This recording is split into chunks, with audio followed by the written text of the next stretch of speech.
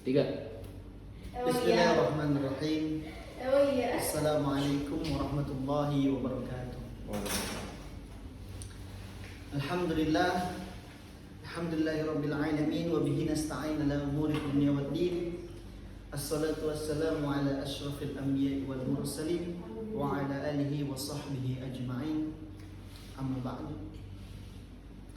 Perkenalkan, nama saya Muhammad Fadlan Abdillah dari kelas KPI 6B, ingin menjelaskan atau mempresentasikan materi saya, yaitu kepedulian terhadap pemimpin. Untuk menyelesaikan tugas dari mata kuliah Public Speaking 2. Manusia yang tidak peduli akan sebuah kepemimpinan, terutama kepemimpinan yang ada di dalam negara ini. Banyak orang yang menganggap kepedulian mereka itu seakan-akan tidak lagi berguna atau tidak lagi dapat dirasakan oleh masyarakatnya atau oleh orang tersebut. Jadi dengan dia memilih atau menyeleksi sebuah pemimpin, itu mereka rasa atau mereka pikir itu tidak akan berguna atau tidak akan dirasakan kenikmatannya olehnya. Karena adanya pemikiran-pemikiran tersebut, maka muncullah rasa ketidakpedulian terhadap pemimpin. Entah itu karena siapa yang memimpin, atau gaya apa yang dipakai oleh seorang pemimpin tersebut, ataupun cara apa yang dipakai oleh pemimpin untuk duduk di kursi kepemimpinan. Itulah mengapa ketidakpedulian masyarakat terhadap seorang pemimpin. Kasus ini saya banyak temukan di masyarakat atau di tetangga saya ataupun di teman sebangku kuliah saya. Contohnya pada fenomena pemilihan umum atau pemilu yang baru saja kita laksanakan di bulan Februari lalu. Mereka banyak yang acuh tak acuh terhadap siapa yang bakal memimpin. Mungkin masih banyak yang peduli, tetapi pada penjelasan ini saya fokus kepada orang yang cuek, orang yang acuh terhadap kepemimpinannya. Bahkan ada sebagian orang yang beranggapan bebas sajalah saya memilih siapa. Orang itu juga gak bakal saya rasain kebijakan-kebijakannya, ketentuannya, aturannya, ya kan?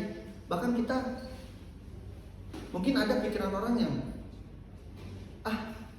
percuma dia memimpin, cuman main uang doang kok di sana, ya kan? Untuk meningkatkan bisnisnya doang kok di sana. Itu menurut saya pikiran-pikiran yang memang harus dihilangkan dari kita sebagai rakyat Indonesia.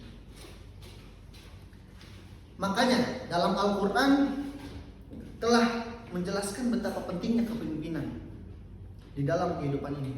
Pertama, pada surah Al-Baqarah, saya ambil rujukannya pada surah Al-Baqarah ayat 30, yang mana artinya adalah, ingatlah ketika Tuhanmu berfirman kepada para malaikat, aku hendak menjadikan khalifah di bumi. Mereka berkata, apakah engkau hendak menjadikan yang orang yang merusak dan menumpahkan darah di sana, sedangkan kami bertasbih memujimu, menyucikan namamu. Dia berfirman, sesungguhnya aku mengetahui apa yang kamu tidak ketahui. Dari dalil ini kita, atau saya terutama, bisa mengambil sebuah pesan. Kita sepertinya harus menghilangkan pikiran-pikiran buruk tentang sebuah kepemimpinan, karena Allah pun sudah menjadikan kita seorang pemimpin pada diri kita sendiri di dunia. Lalu rujukan yang kedua saya ambil dari surah An-Nisa ayat 59, yang artinya, wahai orang-orang yang beriman, taatilah Allah, taatilah Rasul, serta ulil amri. di antara kamu. Jika kamu berbeda pendapat tentang sesuatu, kembalikanlah kepada Allah dan Rasul-Nya. Jika kamu beriman kepada Allah dan hari akhir, yang demikian itu lebih baik dan lebih bagus akibatnya. Dari sini kita bisa mengambil sebuah pesan bahwasanya kita sudah diminta oleh Allah untuk taat, ya, untuk mengikuti apa yang diperintahkan oleh Allah, Rasul, dan para pemimpin. Ya kan?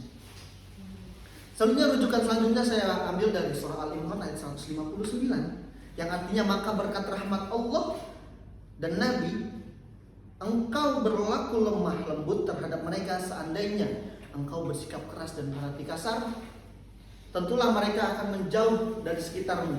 Oleh karena itu maafkanlah mereka, mohonkanlah ampunan untuk mereka, dan bermusyawarahlah dengan mereka dalam segala urusan penting. Kemudian apabila engkau telah membulatkan tekad, bertawakal kepada Allah. Sesungguhnya Allah mencintai orang-orang yang bertawakal. Dari ayat di atas kita dapat simpulkan bahwasanya segala macam dinamika kepemimpinan itu pasti ada sebuah masalah, pasti ada sebuah kecacatan. Ya, maka dari situlah fungsinya kita bermusyawarah, kita mengajak para pemimpin agar kita bisa mendesain, ya kan, mengkonsep bagaimana caranya kita bisa mensukseskan, bisa menargetkan Indonesia menuju Indonesia emas. Pasti ada sebuah kesalahan. Maka dari itu kita timbulkan kepedulian kita terhadap para pemimpin agar kita bisa bersama-sama berjalan menuju Indonesia emas. Padahal seharusnya manusia harus lebih peka akan kepeduliannya terhadap pemimpin. Itu tentu Allah telah menganjurkan, Nabi telah mengajarkan. Karena kepedulian masyarakat kepada pemimpin akan berpengaruh terhadap kinerjanya. Jikalau kinerjanya bagus, maka kita akan merasakan nikmatnya, ya kan? Maka kalau misalkan kinerjanya buruk, kita bisa mengoreksi, kita bisa mengkritisi, ya, agar pemimpin itu dapat merasakan yang namanya kepedulian masyarakatnya, dapat diingatkan, ya kan, dan dapat berjalan bersama-sama untuk menjunjung tinggi kesuksesan. Rasulullah SAW bersabda, siapa yang taat kepadaku, maka berarti taat kepada Allah. Dan siapa yang bermaksiat kepadaku, maka kamu akan bermaksiat kepada Allah. Dan siapa yang taat kepada pemimpin yang aku angkat, berarti taat kepadaku. Dan siapa yang melanggar pemimpin yang aku angkat, berarti melanggar aturanku. Hadis riwayat. Maka dari itu manusia seharusnya pertama peka terhadap pemimpin, yang kedua mahir mengkritisi pemimpin yang kinerjanya dan kebijakannya kurang baik ataupun salah, yang terakhir adalah menghormati dan menaati pemimpin. Mari sama-sama kita timbulkan rasa kepedulian terhadap pemimpin kita, agar negara Indonesia kita agar bisa lebih maju, bisa lebih sukses, bisa menyaingi negara-negara luar, negara-negara Eropa, di tangan pemimpin yang baik dan masyarakat yang rukun. Mungkin cukup sekian dari saya. Billahi taufiq wal hidayah. Wassalamualaikum warahmatullahi wabarakatuh.